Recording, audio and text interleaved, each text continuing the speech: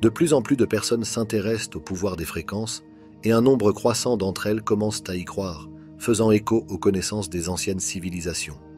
Il semble que nous ne fassions que redécouvrir ce qui a été compris depuis longtemps par les cultures antérieures. Cette compréhension croissante éclaire peut-être un changement important dans l'industrie musicale. Le passage de l'accord standard des instruments de musique de 432 Hz à 440 Hz. Cette modification subtile mais profonde soulève la question suivante. S'agit-il simplement d'une question de normalisation ou l'histoire est-elle plus complexe? Saviez-vous que notre réalité est régie par des principes anciens et profonds? Le livre Le Kybalion dévoile ses secrets hermétiques. Le diapason standard, souvent appelé diapason de concert, a varié au cours de l'histoire. L'accord du La égal à 432 Hz est considéré par certains comme plus harmonieux avec l'univers et la résonance naturelle du corps humain. Il se rattache souvent à des idées telles que celles exprimées par Terence Howard, suggérant qu'il existe un langage harmonique intégré dans notre ADN qui attend d'être joué dans la bonne tonalité. Le passage à 440 Hz s'est produit au début du XXe siècle et est devenu depuis la norme acceptée pour deux instruments de musique. Certains théoriciens de la conspiration suggèrent que cette décision a été prise en sachant qu'elle provoquerait un manque d'harmonie, de l'anxiété et une réaction plus agressive de la part de la population. Selon eux, cette décision, qui aurait été prise par des personnalités telles que Joseph Goebbels, le ministre nazi de la propagande, était une forme de manipulation psychologique. Néanmoins, le débat fait rage. D'un côté, il y a les théoriciens de la musique, les historiens et les musiciens qui soutiennent que la différence de fréquence est trop faible pour affecter la conscience humaine comme le prétendent les conspirationnistes. D'un autre côté, il y a ceux qui pensent que la différence résonne à travers chaque note, affectant l'humeur, la conscience et même la santé physique. La controverse autour de l'accordage de la musique soulève une question fondamentale. Pourquoi les fréquences sont-elles si importantes? Si une différence d'accord de quelques hertz peut faire l'objet d'un débat aussi intense, cela suggère une croyance dans le pouvoir intrinsèque de la fréquence qui résonne à travers l'histoire, depuis les chants des moines grégoriens jusqu'à l'accord des bols chantants tibétains. Cette croyance n'est pas seulement culturelle, elle est aussi de plus en plus scientifique, à mesure que les chercheurs étudient les effets du son sur le corps humain et la conscience. L'importance des fréquences dans la musique pourrait aller au-delà d'une simple préférence ou d'un précédent historique. Elle touche à la manière même dont notre cerveau traite les ondes sonores, les vibrations qu'elles créent et la façon dont elles peuvent influencer nos états émotionnels et physiologiques. Certaines études suggèrent que la musique accordée à certaines fréquences peut améliorer l'humeur ou la cognition, bien que des recherches supplémentaires soient nécessaires pour établir des effets définitifs. En réfléchissant aux implications des affirmations de Terence Howard et à l'évolution historique de l'accordage de la musique, il apparaît clairement que pour en comprendre tout l'impact, nous devons nous aventurer plus avant dans la science du son. C'est dans les domaines de l'acoustique, des neurosciences et même de la physique quantique que nous pouvons chercher les réponses à la question de savoir comment et pourquoi la fréquence peut avoir une telle influence sur notre bien-être. Dans les pages qui suivent, nous allons nous plonger dans les complexités des fréquences, en examinant la science qui sous-tend leur influence, du niveau moléculaire au niveau cosmique. La fréquence est un aspect fondamental de notre univers et peut être une clé pour accéder à des états d'existence plus harmonieux. Plongeons dans la science. Commençons par l'atome. Le concept selon lequel la matière n'est pas solide mais un nuage de potentialité est issu de la mécanique quantique. Les électrons vibrent à des fréquences spécifiques déterminées par leur niveau d'énergie, et ces fréquences peuvent être si précises qu'elles définissent l'identité d'un atome. L'horloge atomique, une merveille de précision, est basée sur la fréquence de vibration des atomes de césium, une fréquence si stable que le temps lui-même est désormais défini par elle. Dans le domaine biologique, les fréquences sont tout aussi importantes. Le cœur humain en témoigne. La fréquence cardiaque moyenne au repos se situe entre 60 et 100 battements par minute, chaque battement étant une fréquence qui peut être affectée par le moindre changement hormonal. Même les fonctions cérébrales dépendent des fréquences, les oscillations neuronales, ondes cérébrales, variant de la basse fréquence delta, 1 à 4 Hz, pendant le sommeil profond à la haute fréquence bêta, 13 à 30 Hz, pendant la pensée active. Nikola Tesla a prononcé cette phrase célèbre. Si vous voulez découvrir les secrets de l'univers, pensez en termes d'énergie, de fréquence et de vibration. Son travail sur le système de courant alternatif était une danse avec les fréquences, les manipulant pour transmettre de l'énergie sur de grandes distances, changeant le monde pour toujours. Il a spéculé sur le potentiel des fréquences à influencer le monde physique. avec des rumeurs d'une expérience qui a presque ébranlé un bâtiment jusqu'à ses fondations en utilisant un petit oscillateur mécanique à une fréquence de résonance.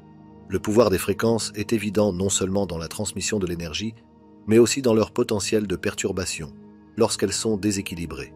Par exemple, la fréquence de résonance des orbites humaines est d'environ 18 Hz, et l'exposition à cette fréquence peut entraîner une gêne et une vision floue. Lorsque les fréquences architecturales ou naturelles s'alignent, comme ce fut le CA pour le pont Tacoma Narrows en 1940, les conséquences peuvent être catastrophiques. À l'échelle la plus grande, les corps célestes résonnent avec des fréquences nées de leur masse et de la force de gravité. La musique des sphères n'est pas qu'une métaphore poétique.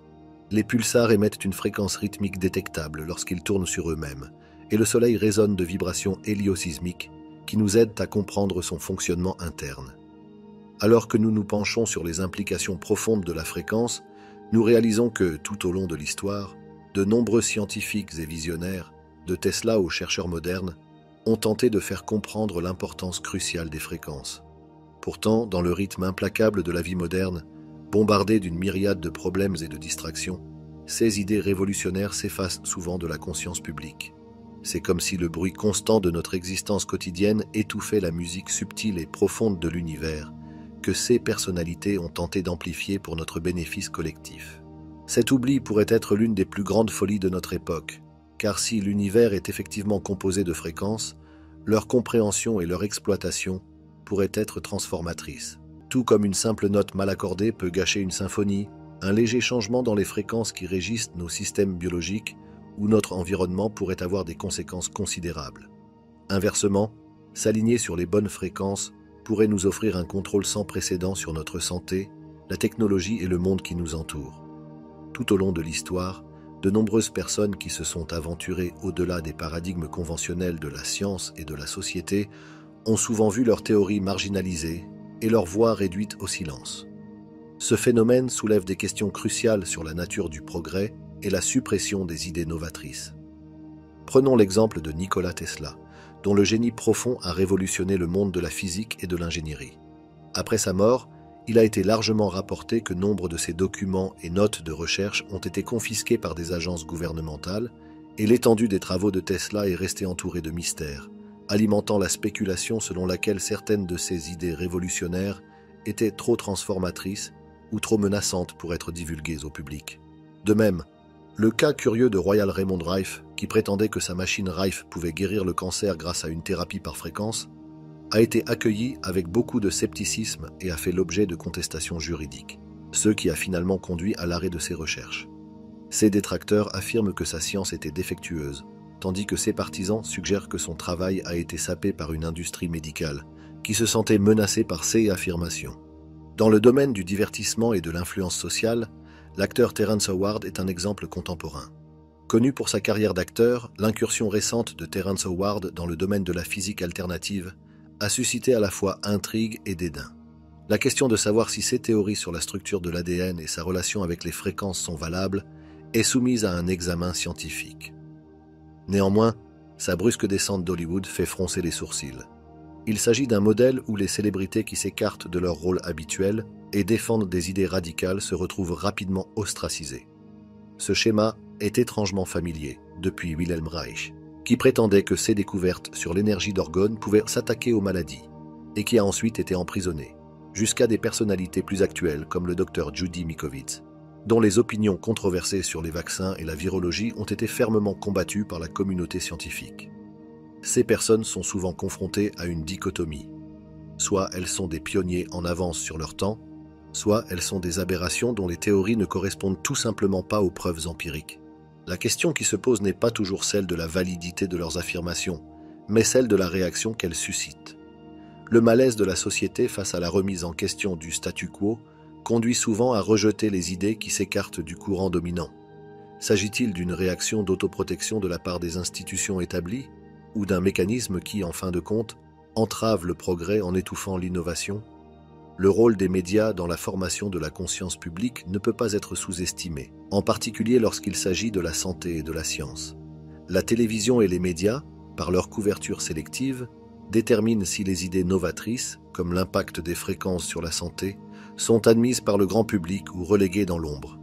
Le peu de débat sur les thérapies par les fréquences, malgré les preuves historiques et culturelles, indique une possible réticence à explorer des voies qui pourraient perturber les industries établies. La question qui se pose alors est la suivante. Négligeons-nous les percées potentielles parce qu'elles ne cadrent pas avec les modèles de profit d'entités puissantes? En outre, les moqueries ou le sensationnalisme qui accompagnent souvent ces idées dans les médias peuvent nuire à un discours sérieux et décourager l'intérêt du public. Cela crée un environnement dans lequel seules les personnes déjà convaincues recherchent ces théories et s'y engagent, empêchant ainsi un dialogue plus large. L'intersection du son et de la santé est un domaine d'étude fascinant, de plus en plus étayé par la science empirique. Il ne s'agit pas seulement de mélodies apaisantes ou de l'effet calmant d'une voix douce. Il s'agit de vibrations mesurables qui interagissent avec notre biologie de manière profonde. Les études cliniques offrent une fenêtre sur ce monde de fréquences thérapeutiques. Par exemple, on a constaté que la thérapie sonore abaissait la tension artérielle et réduisait les symptômes de la migraine. Dans les hôpitaux, la mise en œuvre de programmes de musicothérapie a permis d'améliorer sensiblement le taux de guérison des patients et la gestion de la douleur.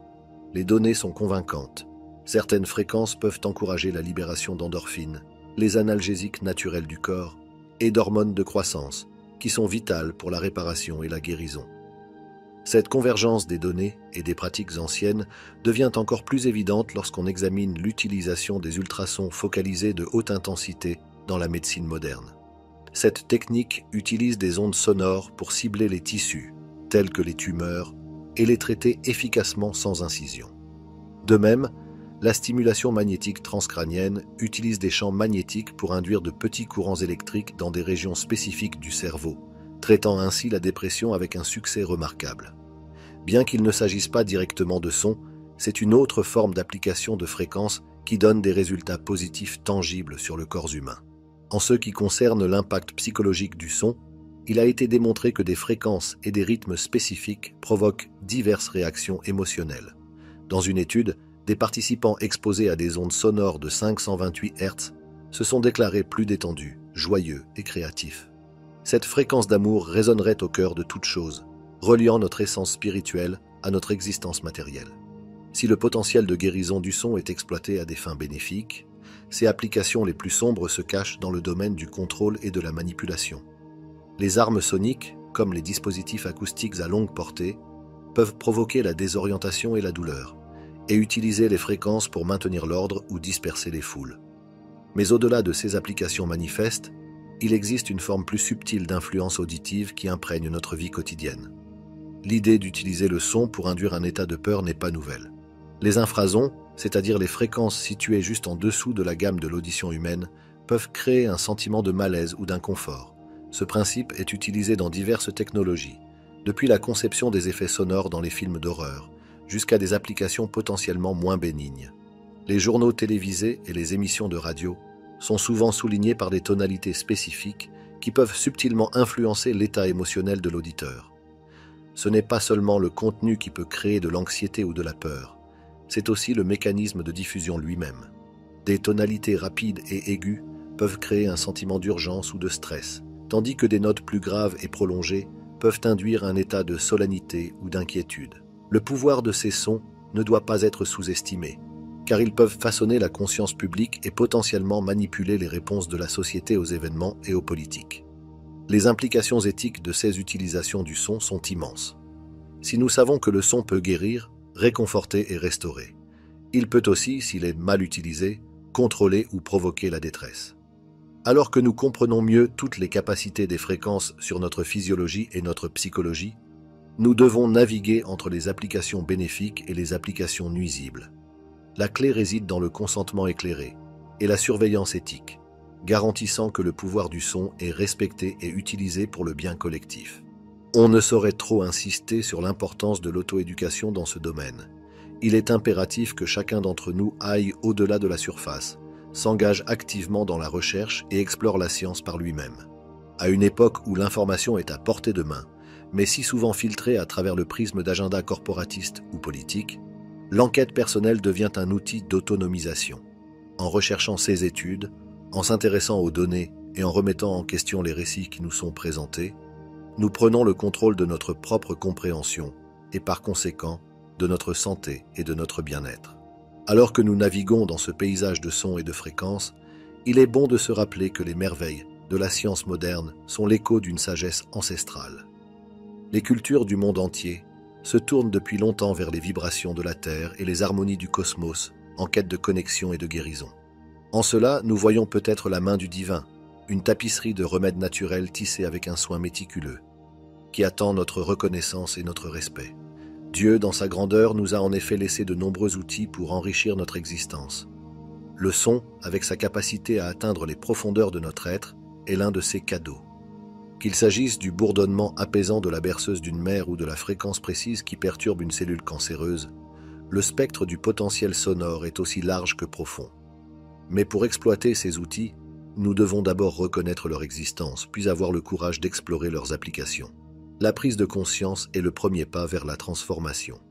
En nous ouvrant à ce qui n'est pas conventionnel, en remettant en question le statu quo et en recherchant la vérité avec une intention sincère, nous invitons de nouvelles possibilités dans notre vie. Nous n'entendrons peut-être pas ces vérités diffusées entre les dernières chansons pop ou discutées aux heures de grande écoute à la télévision. Mais leurs murmures sont là, entre les lignes des études publiées et dans les expériences partagées de ceux qui ont osé sortir de la voie conventionnelle.